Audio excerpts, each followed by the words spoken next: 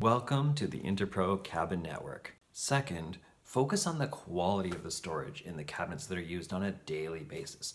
These are the real high-value items for the cook. Employ storage solutions that bring the cabinet contents to the user as much as possible, particularly in base cabinets where they have large volumes of space. But if they have doors, it's very awkward to access and impossible to reach without the user literally being on their hands and knees and removing items from the front to reach the back.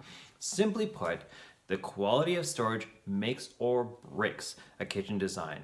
I advise a minimum of one bank of drawers in your kitchen. I cannot recommend drawers highly enough. They are easily proven to provide far better access to the cabinet contents and store an average of 30% more. As always, thank you for watching the Interpro Cabin Network, and don't forget to like and subscribe if you learned something or liked what you saw.